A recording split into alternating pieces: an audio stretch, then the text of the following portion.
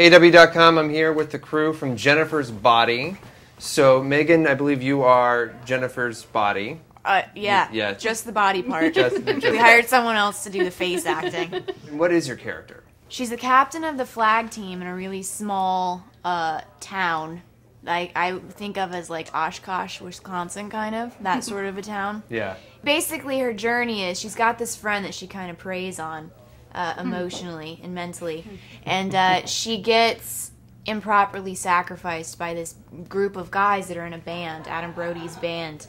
And they basically are performing a ritual to Satan in order to try to get a record deal. And so they sacrifice her thinking she's a virgin, but she's not. She's not even a backdoor virgin. And what happens is... That's her words. It's one of those. Yeah. Those are Diablo's words. One of those Diablo. So what happens when you do a sacrifice and it's not the proper way is the victim becomes taken over by a demon. And then in order to live in my state of undead, I have to feast on flesh. And so I start eating the boys in my high school. I can't believe how concise that was. That's exactly what happens in the film. It's amazing. Well, what inspired you to do a story like that? I just think a lot of girls, particularly adolescent girls, are ravenous individuals. And you feed on your friends, and you feed on boys sexually. And it's a time when emotions are heightened and you feel a little bit insane. Yeah. And I thought, no one's really, well, I guess a lot of people have, but specifically with women, you haven't really seen that literalized in a horror movie. And Karen, how did you come into this whole process, and what did you want to bring to Diablo's script? I read the script and I was just blown away by the originality of it and just the spirit of it and the sense of uniqueness about it. And I just hoped I could translate the craziness of the script, because you don't really read that much these days that has a sense of like recklessness and like kind of the emotional insanity of adolescence, which I thought the whole movie plays to me as a metaphor for that. And that's what I connected to in it. Did you have some good deaths? Did you enjoy some good sort of horror movie deaths? I really looked forward to the kills. Yeah. I would look at the schedule and say, oh, all right, we got to kill today. What was your favorite one?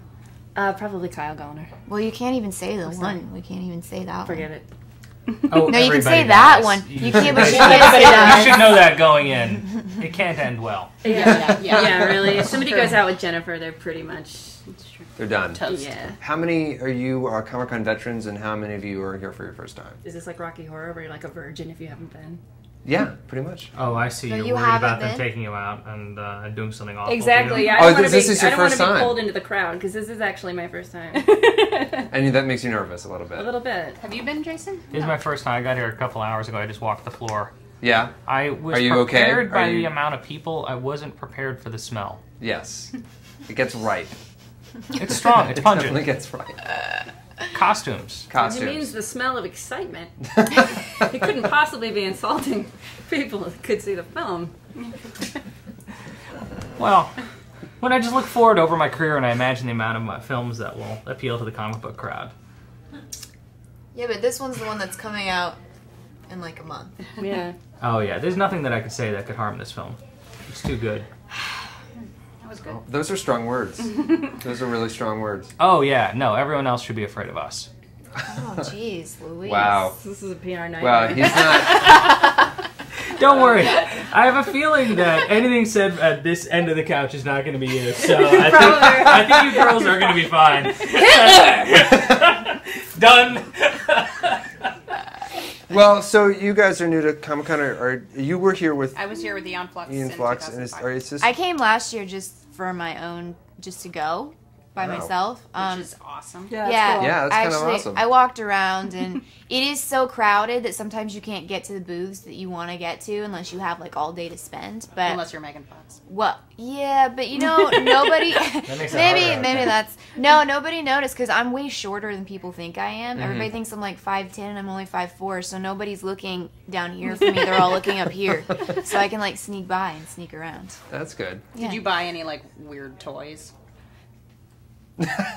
I mean, That felt very loaded. you know what I'm saying. No, I bought a Ninja You know. Turtles t-shirt and sweatshirt. That was as weird as I got. Is there anything that you'd want to dress up as if you were going to walk around? Like anything that you really geek out on? I was gonna do Princess Leia's slave, and then I realized that's such a bad idea for like 1,000,001 reasons. Like that's not what you want to wear if you want to blend into the crowd. Plus, No. they're really serious about like you can't buy a costume; you have to make it, or you get like shunned from the other Yes. ComicCon Oh, that's attendees. They don't Handmade like costumes you. are- You just get shit on if you buy a costume and show up in it. So everything I saw today was homemade. Most of it. Most of it, yeah.